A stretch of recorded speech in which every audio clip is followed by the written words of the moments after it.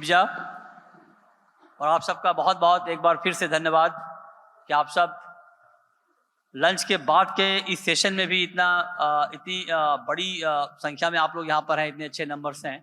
तो हमारे लिए चैलेंज थोड़ा और बढ़ गया है कि इस पैनल को इस तरह से मॉडरेट किया जाए कि ये आप सबके लिए चाय का काम करे, आपको नींद ना आए।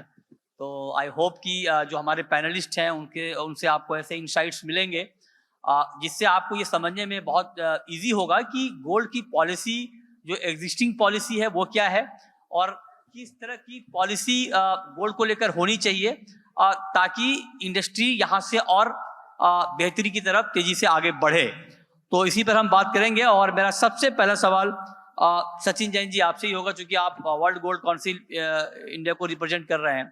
आप बताइए जो एग्जिस्टिंग पॉलिसी है हमारी, कई बार ये होता है कि मतलब जो बुलियन के लोग हैं वो शिकायत करते हैं कि ड्यूटी ज़्यादा हो गई। कई बार ये बात होती है कि जो इंपोर्ट हो रहा है हमारा डोरे का इंपोर्ट या अलग अलग फॉर्म में, उसको लेके कोई एक प्रॉपर पॉलिसी होनी चाहिए। तो आप जरा बताइए कि जो एग्जिस्टिंग पॉलिसी है अभी गोल्ड को लेकर हमारी, वो पॉलिसी कैसी है और उसमें क्या कुछ और बेहतर होने की गुंजाइश है। जी बहुत बहुत धन्यवाद और आई एम रियली हैप्पी कि आप यहाँ पर आए बिकॉज आपके पैनल में पूरी इन डेप्थ और जिसे कहते हैं you really get to the point in depth without worrying. So sir, जैसे मैंने पिछले सेशन में मेंशन किया कि हम लोग एक अपने बहुत इंपॉर्टेंट एक प्रोजेक्ट पे हैं जिसका नाम है स्वर्णिम उड़ान 2047, जो एक स्ट्रक्चरल, जो हमारे को एज ए इंडस्ट्री अगले 21 साल में अगर हमारे को 2047 में जाके कुछ एक वैल्यूएबल कॉन्ट्रीब्यूशन देश के प्रति करना है तो उसमें क्या क्या करना है। तो उसमें कई सारी चीजें मेंशन है और इसके दौरान हमारी जिस मिनिस्ट्री से एक बात हुई, वार्तालाप हुई, if you go to them in a structured manner of a willingness कि हमारी एक जेन्युइन इच्छा है कि हम लोग एक चेंज ला पाए, तो आई टेल यू काफी प्रोएक्टिवली वो लोग साथ बढ़ के कर रहे हैं। इससे कई सारे सेक्टर्स में अलग अलग काम हो रहा है। तो बैंकिंग में आज की डेट में we are a price taker, we are not a price maker, और उसके लिए क्या चेंजेस आने हैं वो बैंकिंग इंडस्ट्री में है, फाइनेंस मिनिस्ट्री को लेके हैं, जीएमएस को लेके हैं। तो there is a lot of openness there. आप सुबह जैसे अभी मेंशन हुआ मिनिस्ट्री ऑफ माइंस को लेके कि अगर हमारे देश में हमारे को माइनिंग करनी है तो उसमें क्या चेंज लाने हैं। तो ऐसे कई सारे चेंजेस हैं, लेकिन अगर मैं डिटेल में जाऊंगा तो काफी सारी चीजें हैं, लेकिन एक openness on willing to change I think सरकार की तरफ से डेफिनेटली मेरे को परसीव हुआ और they are willing to support us as industry, not because हम लोग 50 लाख लोग हमारे इंडस्ट्री में एम्प्लॉयड हैं, और but there is a general belief के what we can truly contribute as being an exporter to the world, you know, all of the other things. तो एक मुद्दे को ना लेते हुए ओवरऑल चीजों में अगर प्रॉपर्ली प्रेजेंट किया जाए एक होलिस्टिक पिक्चर के साथ, तो there is a enough voice to be heard, और वहां पे है। Okay fine. अब विपिन रायना जी, आप बताइए सर, आपको क्या लगता है? मैं सिंपली पहले मैं ड्यूटी के पॉइंट ऑफ व्यू से बात करना चाह रहा हूँ, क्योंकि ये पॉलिसी मेरे ख्याल से नेक्स्ट बजट में ये खत्म हो जाएगी 27 में 2027 में, और उसके बाद का इक्वेशन क्या होना चाहिए? क्या आपको लगता है कि गोल्ड पर इंपोर्ट ड्यूटी जीरो हो जानी चाहिए और उसके बदले आप जीएसटी बढ़ा दो? क्या ये पॉलिसी ठीक रहेगी, या आपको लगता है कि जो अभी एग्जिस्टिंग है इसके साथ छेड़छाड़ नहीं करना चाहिए? What's your view?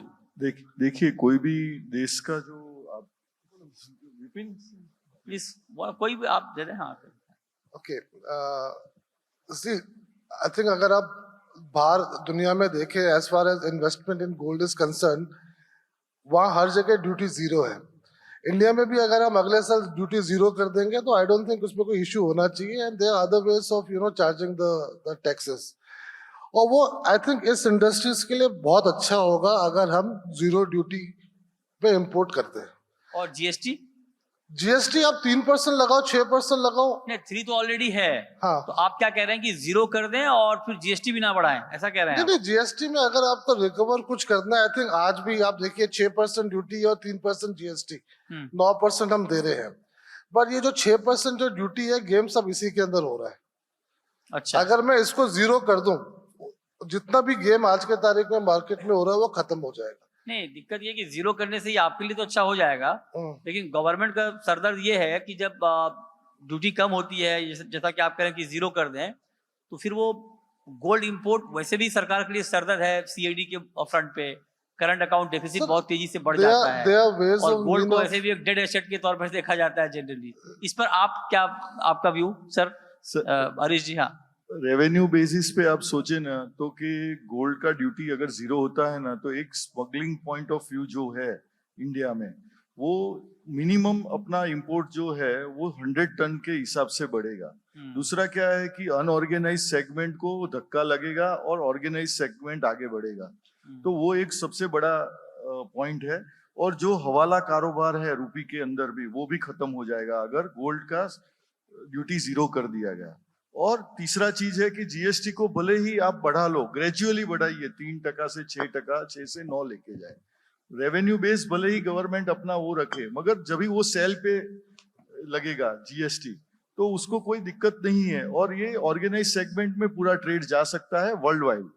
दूसरा सब्जेक्ट आपका जो पॉलिसी रिलेटेड है कि हमारा जो मैकेनिज्म है, जो फाइनेंस मिनिस्ट्री और कॉमर्स मिनिस्ट्री का समन्वय, वो बहुत डेंजर सब्जेक्ट है पॉलिसी रिलेटेड में। जो हम बात कर रहे हैं कि गोल्ड पॉलिसी में क्या क्या होना चाहिए, तो एक तो हमारा जो rate of the duty amount और जीएसटी अमाउंट पे है, मगर जो फाइनेंस मिनिस्ट्री और कॉमर्स मिनिस्ट्री के जो बीच का समन्वय है उसमें बहुत सारी बाधाएं ये हैं कि कोई भी चीज फाइनेंस मिनिस्ट्री प्रॉपरली कर रही है, मगर उसको सक्सेस होने के लिए कॉमर्स मिनिस्ट्री के पास जाते हैं तो वहां पे अप्रोचेबल प्रॉपर नहीं है, हो रहा है।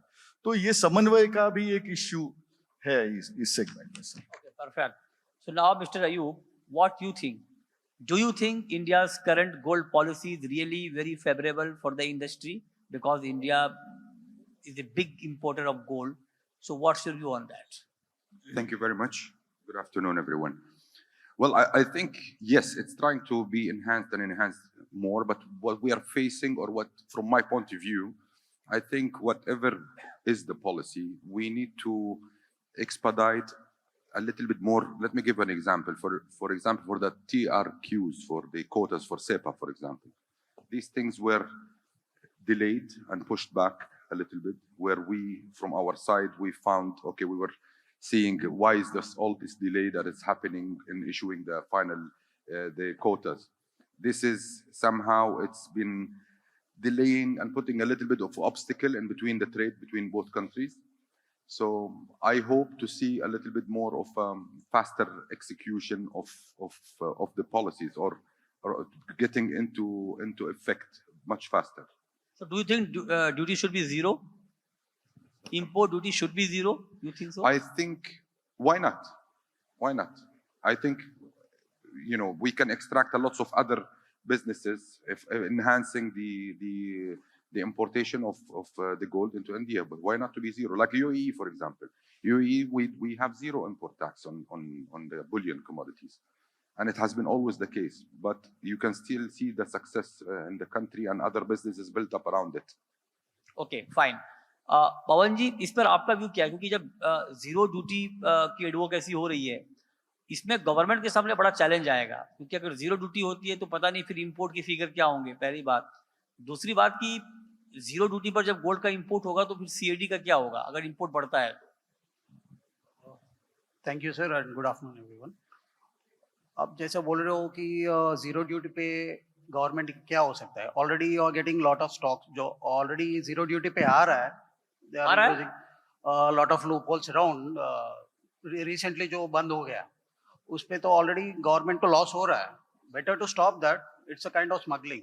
You take away the duty, zero कर दीजिएगा, उससे अच्छा पूरा खत्म हो जाएगा आराम से। जो भी है ऑफिशियल आ जाएगा, सब all the business people will be having good benefits. Okay, आप भी जीरो ड्यूटी के फेवर में हैं? ऑब्वियसली, या।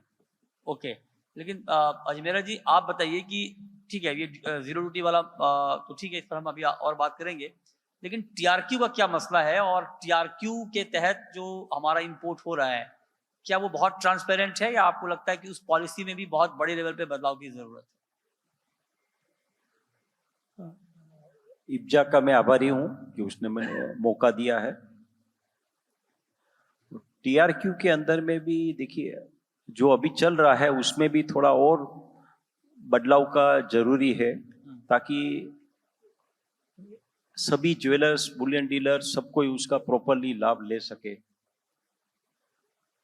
इसी जो पॉलिसी इस साल के अंदर में जो डीजीएफटी ने जो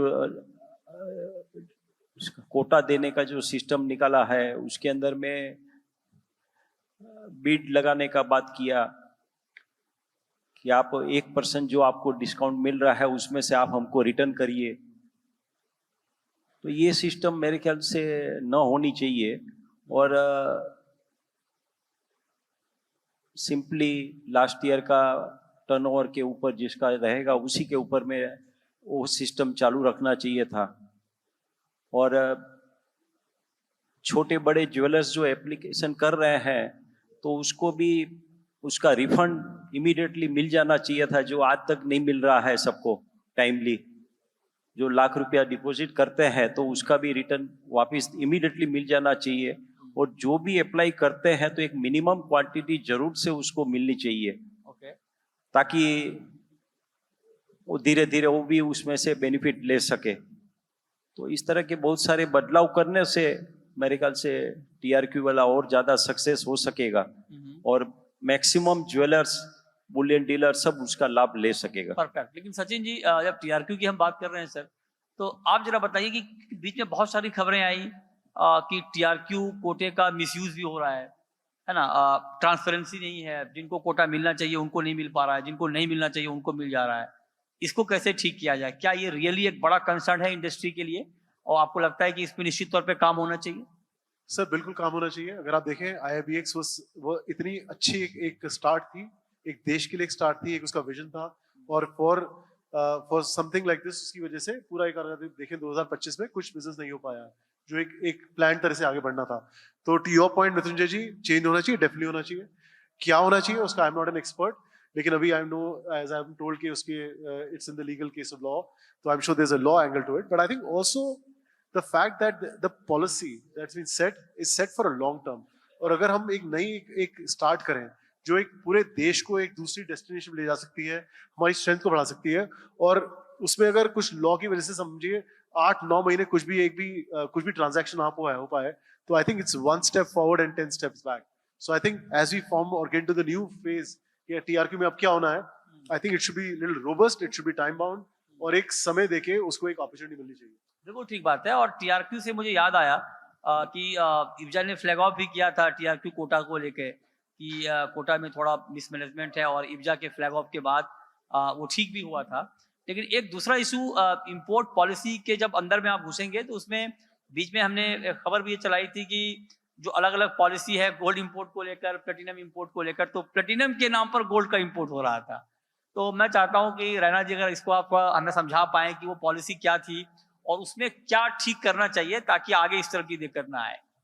TRQ में मैं सिर्फ एक Yes, चीज please, बोलना चाहूंगा, even though we are not involved in it. I think we should see कि वो TRQ आया क्यों था, और अगर वो आया था तो उसका बेनिफिट किसको मिलना चाहिए था। आई थिंक वी हैव 3 साल या 4 साल हो गए हैं, हम वो बेनिफिट जिनको दिलाना चाहते थे वो बेनिफिट उनको दिला नहीं पाए। And you know, so I mean that's my take on the TRQ. As far as the policy is concerned, yes, हमारे इंडस्ट्री के अंदर इसी रूम के अंदर काफी लोग बैठे हैं, वो ये नहीं इसलिए नहीं बैठे हैं कि उनको बिजनेस करना है सर, वो यहाँ इसलिए बैठे हैं कि उनको देखना है कि गवर्नमेंट की जो पॉलिसी है उसके अंदर कहाँ का लूप होल्स है जिसको मैं पकड़ सकता हूँ। बिल्कुल। And these are the people who spoil the market. And I will request IBJA, who is the biggest association, that they should identify तो वैसे ही सबको पता है, they should identify, shame them and name them. Because see, आज के तारीख में अगर अजमेरा जी भी मेरी बात से वाकिफ करेंगे, the refiners are the most to lose today. मतलब हम लोग इतनी मेहनत करके रिफाइनरी चला रहे हैं, and all of a sudden ये सॉल्यूशन के नाम से, अलॉय के नाम से ये जो गोल्ड आ जाता है, legally they are correct but ethically it's not done. These are all what I call the manufactured thing that are coming in Thailand. Thailand में कभी किसी ने अलॉय देखा ही नहीं, now Thailand has become the largest exporter of alloy. तो इस policy के ऊपर सरकार को, आई थिंक हर बार कुछ चीजें होती है तो ये इंडस्ट्री सरकार के पास जाती है, बट इंडस्ट्री अपने लोगों के पास जाके ये नहीं कहते कि आप लोग क्यों कर रहे हो और मत करो। आई थिंक वी शुड, और हम लोग अगर अपनी तरफ से ये इनिशिएटिव लेंगे कि पहले अपने इंडस्ट्री को सही रास्ते में लेके आएंगे, आई थिंक सरकार तो फिर ये इजी हो जाएगा। जो हम जीरो ड्यूटी की बात कर रहे हैं ना सर, सरकार को भी पॉलिसी बनाने में, लाने में बहुत आसानी हो जाएगी। एंड आई स्टिल रिमेम्बर आज से 5-6 साल पहले जब पॉलिसी के लिए ही सरकार हर इंडस्ट्री के साथ बैठ के वार्तालाप कर रही थी, and then we saw all of a sudden that it has taken a back bencher because हमारी इंडस्ट्री ने ऐसा आईना दिखाया सरकार को कि उनको बिलीव खत्म होगी कि ये इंडस्ट्री कोई अच्छा काम कर पाएगी सर.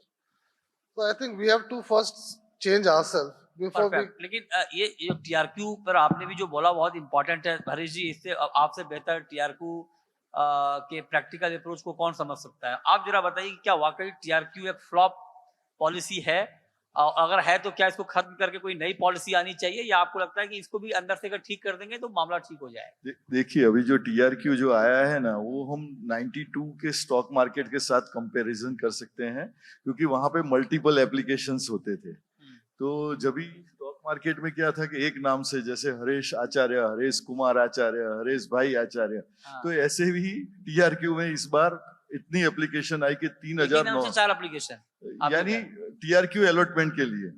तो अभी क्या है कि ये एक मैनिपुलेशंस है, और इसको कैसे भी करके रोकना चाहिए. ये मैनिपुलेशन कौन कर रहा है, ये बड़ी बात. स्पेसिफिकली इंडस्ट्रीज के लोग ही कर रहे हैं. अच्छा. तो ये सब सारे दर्द की दवा तो जीरो ड्यूटी है ही है, मगर इसको आप इसका कॉन्सिक्वेंसेस समझना चाहिए. इसका सीरियसनेस ये है कि हम हर साल 650 टन सोना इंपोर्ट करते हैं और 5000 टन चांदी इंपोर्ट करते हैं. तो उसका जो क्वांटम ऑफ द है वो $100 बिलियन से भी ऊपर जाता है, जिसके लिए हम आज यूएस इंडिया एफटीए कर रहा है, वो $100 बिलियन का इंपोर्ट है. तो हमारे यहाँ कोई ऐसा, जैसे कि पेट्रोलियम मंत्रालय है, स्टील मंत्रालय है, मगर गोल्ड के लिए कोई पॉलिसी मंत्रालय है ही नहीं. ये चीज इतना इफेक्टेड है कि अगर इतना बड़ा इंपोर्ट हम कर रहे हैं $100 बिलियन का, तो एसोसिएशन किसको सुनाने जाए. तो आप कह रहे हैं कि गोल्ड मिनिस्ट्री होनी चाहिए, ऐसा कह रहे हैं. यस, मिनिस्ट्री होनी चाहिए, उसके कंबाइंड लोग होने चाहिए. फाइनेंस मिनिस्ट्री ऑलरेडी है ना, कॉमर्स है ना ऑलरेडी देखने के लिए. फाइनेंस और कॉमर्स मिनिस्ट्री के बीच में फंसा हुआ ये डिवीजन है, और इसको इंडस्ट्रीज भी मानने को तैयार नहीं है. अब ये जो लास्ट पॉलिसी जो नेक्स्ट ईयर सनसेट हो रहा है, वो 97 को बना हुआ है, और 97 से आज 30 साल हो गए. इतना जनरेशन चेंज हो गया है, फिर भी आज भी पॉलिसी हम वही 97 वाला ही अडॉप्ट करके बैठे हैं. तो इसको गोल्ड मिनिस्ट्री का गोल्ड मिनिस्टर कौन होना चाहिए फिर? देखिए, कोई भले ही उसका, जैसे अभी गोल्ड आईबीजे है, जीजेईपीसी है, जीजेसी है, का कंट्रोल बोर्ड बनना चाहिए, और उसका एक मिनिस्ट्री लेवल पे प्रॉपर प्रपोज, क्योंकि $100 बिलियन का इंपोर्ट है. आप क्या इसका जो साइज देखोगे तो is amazing size. 3 lakh jewellers हैं, 3.5 करोड़ लोग इसमें इन्वॉल्व है. तो इसको प्रॉपर पॉलिसी डिजाइन नहीं होगा और फॉल नहीं करेगा, तो आगे जाके बहुत बड़ा कॉलअप्स कंट्री को भी देखना पड़ेगा इसके लिए. तो मेरे हिसाब से ये बहुत सीरियस मुद्दा है. Thank you sir. Perfect. Mister Ayub, what's your view on TRQ policy? Sir, TRQ policy में मैं भी अभी बोल रहा हूँ कि जो एप्लीकेंट है वो what's your view on TRQ policy? Is it good और is it bad? I wish it was faster, at least with the execution. But we have to work, and we have to look at it as in benefit to both countries. The TRQ process right now, which started right now, which got delayed and postponed again, it only caused more damage to the business. I don't know if it's damage or not from the Indian point of view, but from the UAE side, yes, we were impacted, definitely. We depend a lot on the UAE business to the business coming to India. So if there are delays that are happening here due to some policy that are not clear, or TRQ that will take time and postpone it, definitely is going to have an impact. The relationship, or the time that CEPA was signed, was meant to be for beautiful, fruitful 10 more years. But with the delay that is happening, I don't think it's helping any of the parties. I wish to see it much more faster, that's it. Okay. अब gold import और टीआरक्यू policy के अलावा एक और बड़ी policy है. अब दोनों में थोड़ा कॉन्ट्राडिक्शन हो सकता है कि अगर इंपोर्ट हम ज्यादा करेंगे, ड्यूटी को जीरो कर देंगे, तो फिर जो हमारे देश के अंदर गोल्ड है उसको बाहर लाने वाली जो पॉलिसी सरकार लेकर आई थी, गोल्ड मोनेटाइजेशन, जो कि चल नहीं पाई, क्या उसको लेकर कोई पॉलिसी नहीं आनी चाहिए? क्या रिसाइकल गोल्ड के ऊपर हमारा फोकस नहीं होना चाहिए? ये सवाल मैं आपसे पूछ रहा हूँ सर, आपका टेक क्या है? उसको लेकर कोई पॉलिसी होनी चाहिए गोल्ड मोनेटाइजेशन की तरह? कुछ और स्कीम आपको लगता है कि आना चाहिए, या वो काम नहीं कर पाएगा अपने देश में? Actually, coming to India, you have a lot of gold in the households. Gold monetization How much? policy. How much you expect? कितना है? It was long back, which World Gold Council has given. It is 25,000 tons. It was 10 years back, if I'm not wrong. Now it might have gone to 40,000 tons more, 40,000 वो. approximately. So gold monetization scheme is a very good. They have to continue it. वो तो continue करना ही चाहिए, क्योंकि जैसा import तो कम हो जाएगा, जैसा जीरो ड्यूटी बोल रहे हो आप, जीरो ड्यूटी भी कम हो जाएगा, ड्यूटी से मतलब ही नहीं होगा। जो लोकल गोल्ड लेंगे, लोकल से ही जो रोटेशन होता जाएगा, मोनेटाइजेशन स्कीम तो रहना चाहिए। इस पर सचिन जी आपका व्यू? थैंक यू प्रसन्न जी। सो इसमें हमारा काफी डिस्कशन रहा है सरकार के साथ, और एक सिंपल रिकमेंडेशन जो है उसमें जो एक ओवरऑल कंसेंसस है, नंबर 1 ये प्राइवेटाइज होनी चाहिए, जिसमें एक प्राइवेट सेक्टर एक प्रॉपर्ली इसको बिजनेस की तरह चलाए, ना कि एक बड़ा बैंक का एक बहुत छोटा सा नॉन कॉन्सेंट्रेटेड एफर्ट हो। So it has to run as a proper entity and almost reason देते हैं, जैसे कहते हैं कि मैं ये काम करता हूँ, इसी से मेरी लाइफ चलेगी। So it has to be run as a proper business via private sector as one. Secondly, जो ये 25,000 है या 30,000 है, 35,000 जो भी टन है, उसमें हम लोगों ने एक एनालिसिस करी है कि इसमें फिजिकल बार एंड कॉइन कितने हैं, क्योंकि एंड करीब 1/3 of this is in the form of coins and bars. तो एक कंज्यूमर का रिलेशनशिप कॉइन और बार के साथ थोड़ा फाइनेंशियल होता है और ज्वेलरी के साथ थोड़ा ज्यादा इमोशनल होता है। तो अगर इसको सिर्फ फोकस किया जाए on core bar and coin, तो एक बहुत इजी और परहैप्स एक तरह से सॉल्व हो सकता है। और सो मेरा 2 ही चीजें हैं इसमें, एक टेक्नोलॉजी कि क्विक हो, और सेकेंडली प्राइवेटाइजेशन। आई थिंक जिससे काफी ये मेन स्ट्रीम में ये आएगा। और ये द रियलिटी है, ये पूरे संसार की सबसे बड़ी गोल्ड माइन खान हमारे घरों में है, और उसका एक प्रोडक्टिव यूज होना चाहिए, which is the right thing to do. बिल्कुल। इस पर आपका व्यू अजमेरा जी? आपको लगता है कि जो बात सचिन जी कह रहे हैं, अगर वो हो जाए तो वाकई ये सक्सेस हो जाएगी पॉलिसी, या बहुत टफ है लोगों के घर से गोल्ड निकालना? देखिए, इंडिया के हर घर में गोल्ड रखा हुआ है, उस गोल्ड को कैसे अपने बाहर निकाले, तो उसमें एक तो प्रपोजल है कि गवर्नमेंट यदि इस गोल्ड को करंट रेट से यदि खरीदते हैं और उसका पेमेंट 6 साल के बाद का चेक उसको दे के करते हैं, और उसमें यदि 10% भी यदि गोल्ड लोग बिक्री करने आ जाते हैं, तो भी गवर्नमेंट के पास में आज 850 टन का रिजर्व है, वो 5,850 टन का रिजर्व हो सकता है।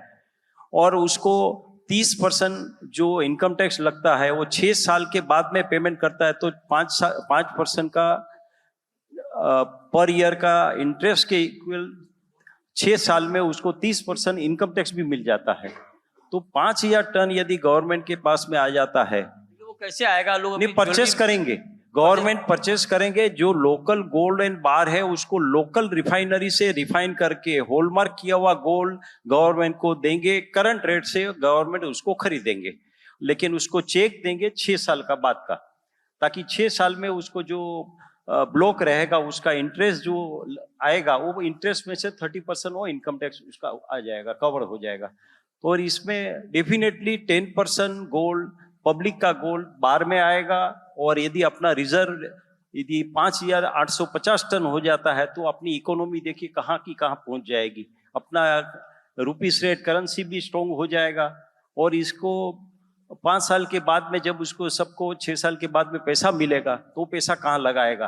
अपनी नई इंडस्ट्री खुलेगी, नई इंफ्रास्ट्रक्चर में लगाएगा, हर जगह पे डेवलपमेंट, फुल डेवलपमेंट चालू हो जाएगा। ओके, परफेक्ट, ठीक है। लेकिन पता नहीं ये कैसे होगा, क्योंकि गोल्ड निकालना बड़ा टफ काम है, और ये ऐसा इमोशन से जुड़ा हुआ है।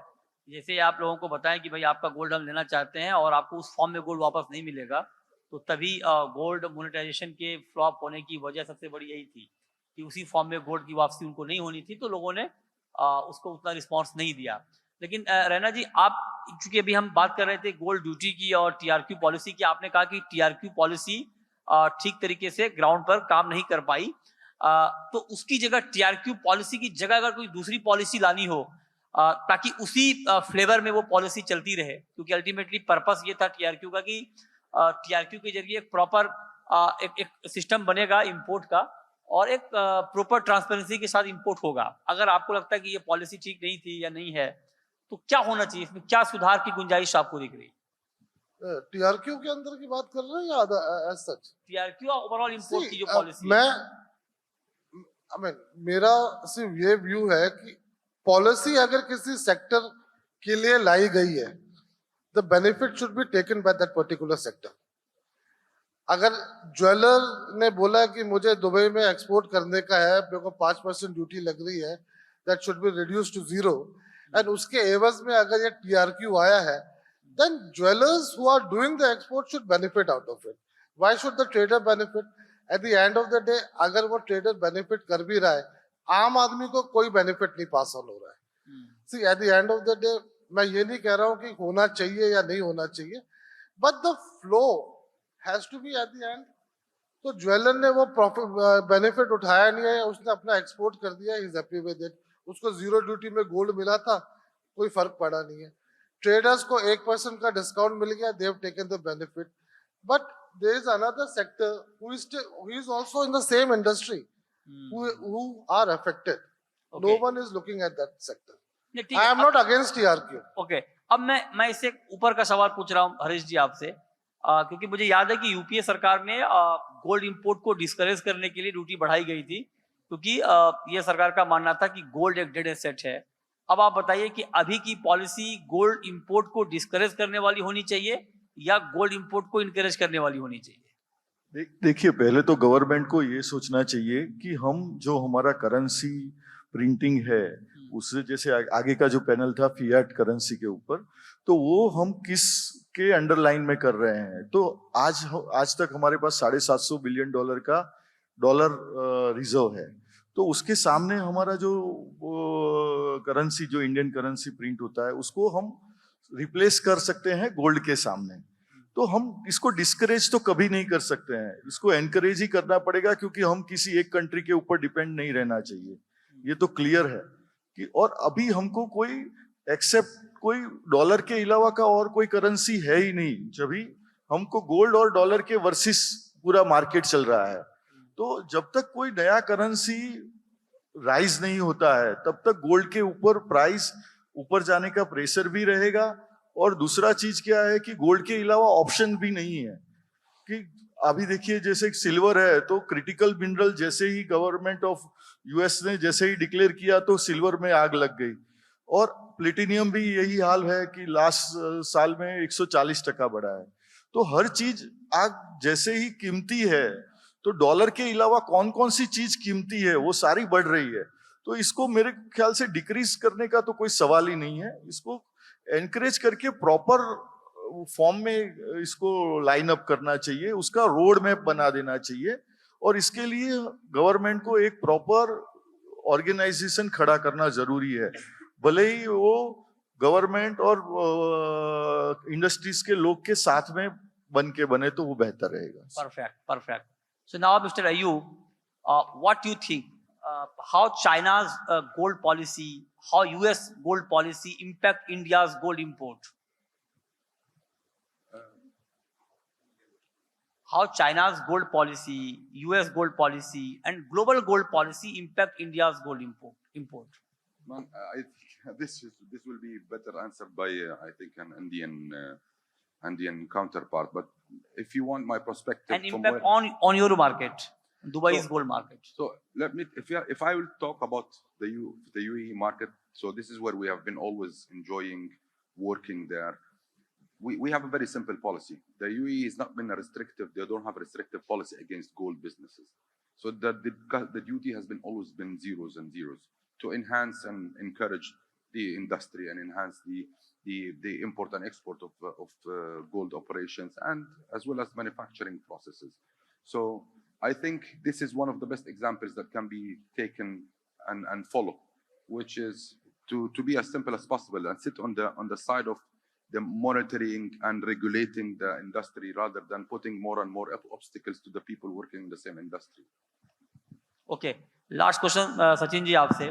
जैसे सब लोग कह रहे हैं कि 0 इंपोर्ट ड्यूटी हो जानी चाहिए गोल्ड पे, तो अगर 0 इंपोर्ट ड्यूटी हो जाए तो आपके हिसाब से जीएसटी कितनी होनी चाहिए गोल्ड पर? सर मेरे हिसाब से ये कॉन्वर्सेशन की 0 हो जाए इज इनकरेक्ट. जीएसटी भी 0? नहीं, मेरा मतलब है कि 0 हो जाए, ये हो जाए, ये कोई, this is not a conversation that we should do be like this. It is a very important subject. इसमें लीडरशिप ऑफ द नहीं ये एसोसिएशन व्यू पैनल से ही आया है कि जीरो हो जाना चाहिए। नहीं, मेरा सिर्फ कहने का मतलब हाँ। ये है कि इसको बहुत बहुत डिटेल में और बहुत सीरियस तरीके से इसको नहीं, एनालाइज किया जाए। ये सीरियस ही है सर, ये हाँ, लेकिन जीरो होने जा रहा है। मेरे पास आंसर नहीं नहीं है। नहीं जीरो इसलिए होने जा रहा है ना, ये पॉलिसी में है कि अब नेक्स्ट बजट में जीरो हो जाएगी ड्यूटी। मेरे ख्याल से हरीश जी नहीं, ये सनसेट है, सनसेट क्लोज संशय है ना कि हाँ जीरो हो सकता है। तो यानी ये नया ऐसा- पॉलिसी आएगा, पूरे सारे पुरानी Right, ड्यूटी सब जीरो right, के नए हाँ। पॉलिसी तो मैं सिर्फ ये बोल रहा हूँ तुझे कि I am not in the position to say कि अच्छी चीज है बुरी चीज है। मेरे हिसाब से इसका डिटेल एनालिसिस, हर चीज के एक इफेक्ट होगा, उसका एक रिजल्ट निकलेगा, and we should see from government's angle and also what are we are ready with. सिर्फ ये कहना जीरो कर दीजिए, ये कर दीजिए, परहैप्स इज नॉट राइट। जो एक फ्लो है, आप देखिए 2024 में 23 जून को हमारी रिस्पेक्टेबल फाइनेंस मिनिस्टर से 15% से 6% लाई, तो एक डायरेक्शन है। नाउ वेदर 0 इज राइट और 4 is right, 5 is right, I don't know yet, ठीक। बट एक एनालिसिस करके एक हाँ। सामने आंकड़े रखें और बिल्कुल। फिर हमें कमेंट करना चाहिए कि रैना जी, जीरो करे, सचिन एक जी करे, कह रहे चार हैं कि करे, जीरो 10 वाली करे। बात आपने गलत कर दी है, कह रहे हैं कि ये कह देना कि सचिन, जीरो मैं नहीं हो बोल रहा जाएगा। था, हो सकता है एक उन्होंने करी हो। सचिन analysis, मुझे नहीं सचिन मालूम। सचिन जी को ये याद दिलाना चाहूंगा, हाँ। एक टाइम था जब 100 रुपए 10 ग्राम ड्यूटी हुआ करती थी, हाँ। और उस समय सोना बहुत सस्ता हुआ करता था, मतलब उस समय के हिसाब से। तब इंक्रीज हुआ नहीं, तब किसी को फर्क पड़ा नहीं। 100 से 300 हो गया, 300 के बाद परसेंटेज स्टार्ट हो गया, देन वी सॉ 80-20 आया, जो every trader became an exporter. ठीक है। पॉलिसी बहुत जरूरी है सर, बहुत 0 या 10%, we are not talking about that. Policy इसलिए चाहिए ताकि एक पॉलिसी के अंदर सब लोग उसी पॉलिसी के ऊपर चलेंगे, ना वो ऊपर देखेंगे ना नीचे देखेंगे। आज तो मैं ये मौका देख रहा हूँ ना कि मैं कल क्या कर सकता हूँ 4 पैसे एक्स्ट्रा कमाने के लिए, तो पॉलिसी जरूरी है सर, हर इंडस्ट्री की पॉलिसी है। कई बार तो ये होता है कि पॉलिसी होती है लेकिन पॉलिसी का मिसयूज किया जाता है। मिसयूज, जैसे TRQ का एग्जांपल हमारे सामने है, Absolutely. या बाकी जो इंपोर्ट की पॉलिसी थी प्लेटिनम की, तो हम वो भी लोग हमारे सामने है, कैसे प्लेटिनम के नाम पर गोल्ड का इंपोर्ट किया गया। तो पॉलिसी का मिसयूज भी होता है, वो हमारे इंडस्ट्री को भी सामने आना बिल्कुल पड़ेगा। हमारी इंडस्ट्री मिसयूज करने में सबसे आगे है सर, आगे है, अब सबसे आगे है ये सर। बहुत अच्छी बात है कि अपनी हाँ। इंडस्ट्री के लिए इतनी अच्छी बात वो आप बोल रहे हैं। वो लोग कहते हैं कि मेरे यहाँ तो 4 CA बैठेंगे ये देखने के लिए कि मैं क्या कर हाँ। सकता हूँ क्या नहीं कर सकता हूँ, पर यस आई थिंक जैसे हर इंडस्ट्री की एक पॉलिसी बनती है, ठीक है। बुलियन एज अ रिफाइनरी को भी एक इंडस्ट्री, जेम्स एंड ज्वेलरी की एक इंडस्ट्री है, बुलियन और ट्रेडिंग की इंडस्ट्री क्यों नहीं है, रिफाइनरी की इंडस्ट्री क्यों नहीं है? हमें बिल्कुल, ये सवाल खुद पूछना पड़ेगा। एग्जैक्टली। और आप तो वैसे भी सरकार से इतना इंटरेक्शन करते हो, I think you should put it forward, right, right, government should look at it. Perfect. I completely agree, Vipin. I completely agree. What I was answering was whether it should be 0, 1, 2 is not the point that we should be answering like this, unless we all as industry know exactly what might happen. Fair point. चलिए, thank you so much. मैं उम्मीद करता हूं कि policy को लेकर आप लोगों के मन में जितने भी सवाल होंगे उसके जवाब आ गए हैं। अब वो पॉलिसी कैसी होगी, वो पॉलिसी कैसी बनेगी, और उससे भी बड़ी बात कि पॉलिसी बनने के बाद वो पॉलिसी किस तरह से फॉलो होती है, या फिर इंडस्ट्री के अंदर से उस पॉलिसी को कैसे ट्विक किया जाता है, ये देखना बहुत महत्वपूर्ण होगा। बहुत शुक्रिया, थैंक यू सो मच आप सभी का इस पैनल में जुड़ने।